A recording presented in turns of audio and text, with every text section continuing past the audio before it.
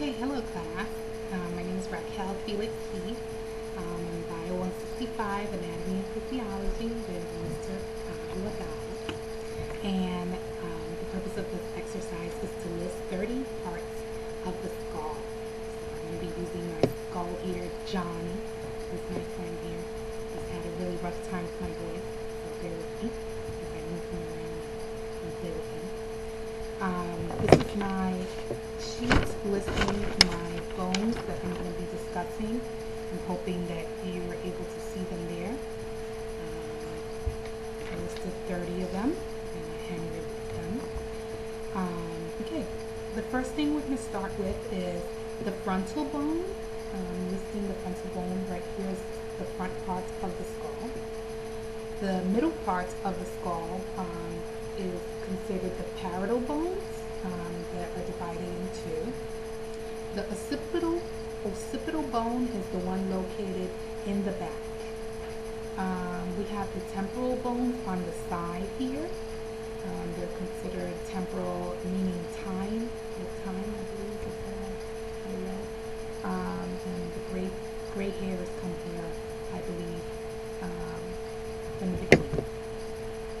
The next thing that I would like to cover is the sutures. The first suture that I would like to discuss is the coronal suture, and the coronal suture is located here. It joins the parietal bones with the frontal bone. The next suture here, and I'll bend Johnny here so you can see, is the sagittal suture that comes in between the two parietal bones. The next suture that I would like to list for you is the one located in the back. It's called the lambdoid suture, and that lambdoid suture joins the parietal bones with the occipital bone. Another suture that I would like to discuss is the squamous suture, and the squamous suture is located on the side. It connects the temporal bone with the parietal bones. Okay.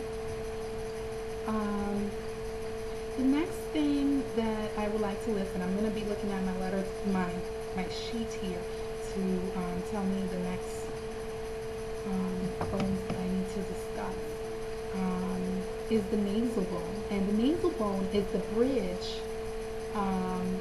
here. It's the bridge of the nose located here. Hopefully you guys are able to see that located here. Within that, I would like to list the maxilla bone, which is the upper jaw, and the mandible jaw, which is the lower bone, the lower jaw. One of the things that I've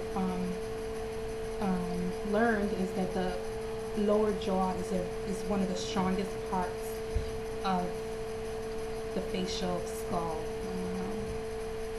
It's in my chin. The mental foramen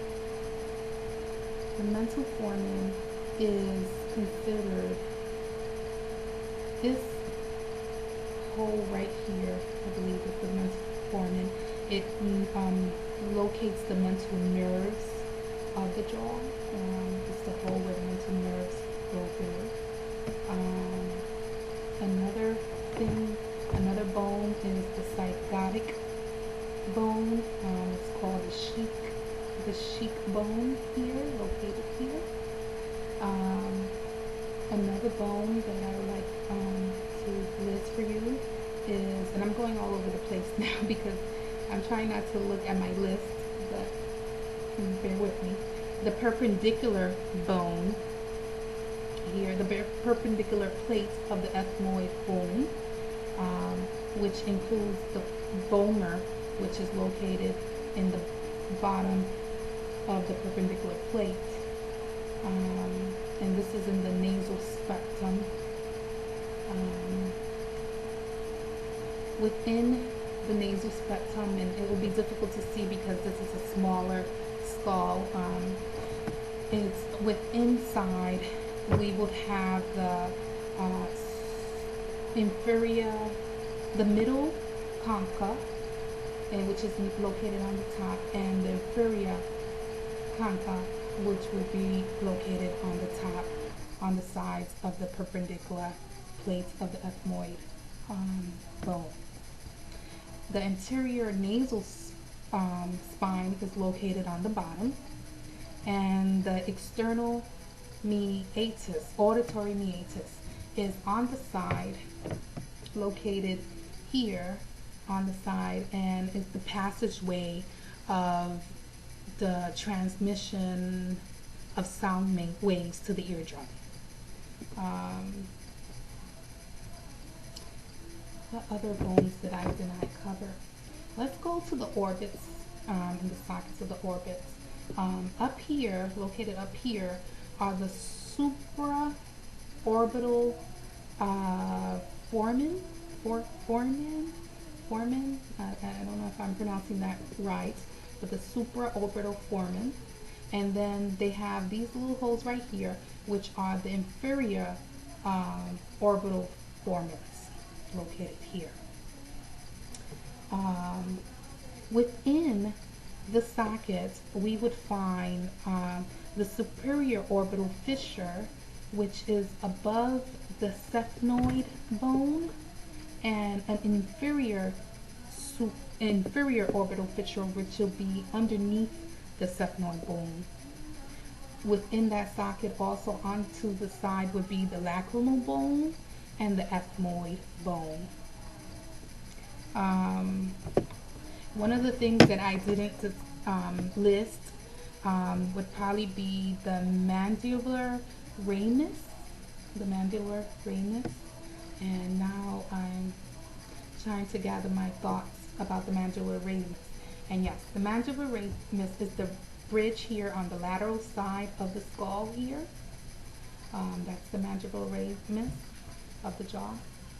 And if I open the jaw here, hopefully that would help us to see the mandibular condyle.